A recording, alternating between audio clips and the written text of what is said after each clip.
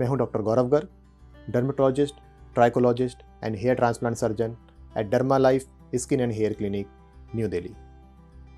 Friends, finasteride का आप सबने नाम सुना होगा। जो भी पेशेंट हेयर से या हेयर से रिलेटेड किसी प्रॉब्लम से ग्रसित होता है वो इसके बारे में ज़रूर सुनता है और इसके साइड इफ़ेक्ट सुन करके घबरा जाता है।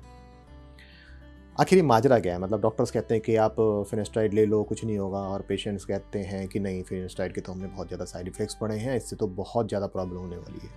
एक टसल सी चलती रहती है कि लूँ या ना लूँ, कहीं ऐसा तो नहीं हो जाएगा, कहीं वैसा तो नहीं हो जाएगा।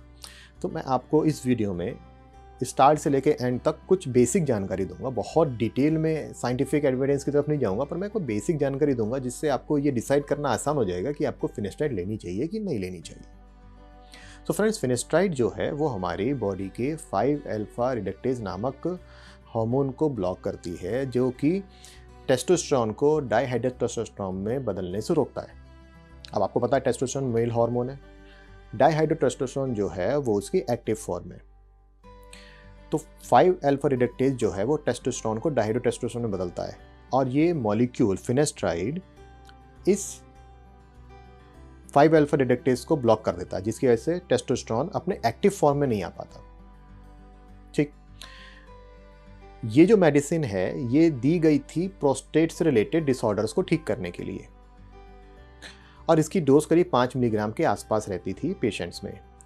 और बाय द टाइम देखा गया कि जो भी पेशेंट इस मेडिसिन को ले रहे हैं उनके हेयर की ग्रोथ अच्छी हो रही है। पर 5 मिलीग्राम की डोज हम यंग पेशेंट्स में जनरली नहीं देते हैं, तो इसकी डोज को फिर कम किया गया कि आखिर कितनी मिनिमम डोज को हम रिकमेंड कर सकते हैं पेशेंट्स को, और वो डोज निकल के आती है 1 मिलीग्राम के आसपास पर डे,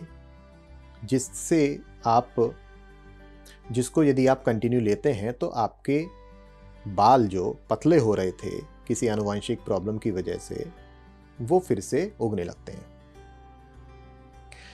तो अब आप इसको ज़रा फिर से ध्यान से दीजिए कि एक्चुअल में मेडिसिन 5 मिलीग्राम पर डे के लिए रिकमेंडेड थी, फिर वो हमने हेयर के लिए 1 मिलीग्राम कर दी क्योंकि वो हेयर के लिए सुटेबल डोज है। तो इसके साइड इफ़ेक्ट वैसे भी पहले से कम हो चुके, क्योंकि जो साइड इफ़ेक्ट 5 मिलीग्राम पे होते हैं वो डेफिनेटली 1 मिलीग्राम की डोज पे कम होंगे। एक और एविडेंस इसमें फिर सामने आता है कि 5-अल्फा रिडक्टेज के लिए जो ये इनहिबिट करती है वो टिश्यू लेवल पे ही करती है। अब स्किन में टिश्यू लेवल पे ये 5-अल्फा रिडक्टेज को इनहिबिट कर रही है, ये बॉडी के बाकी ऑर्गन्स के साथ खिलवाड़ नहीं करती। तो इस तरह से भी पेशेंट्स काफ़ी सेफ हो जाते हैं। यदि आप 1 मिलीग्राम की डोज यूज़ कर रहे हैं तो आपको साइड इफ़ेक्ट होने के चांसेस बहुत कम हो जाते हैं। रिसेंट में अभी एक और स्टडी निकल के आई है कि इसकी ब्लड में हाफ लाइफ तो काफ़ी कम है, पर टिश्यू में इसकी हाफ लाइफ काफ़ी ज़्यादा है। मतलब कि यदि आप इसको बंद भी कर देते हैं लेना, तो 30 दिन तक ये टिश्यू में आपके बॉडी के जो हेयर फॉलिकल्स के आसपास का एनवायरनमेंट है वहाँ पे बनी रह सकती है। उससे फ़ायदा ये होता है कि आपको लगातार दवाई लेने की ज़रूरत नहीं होती है।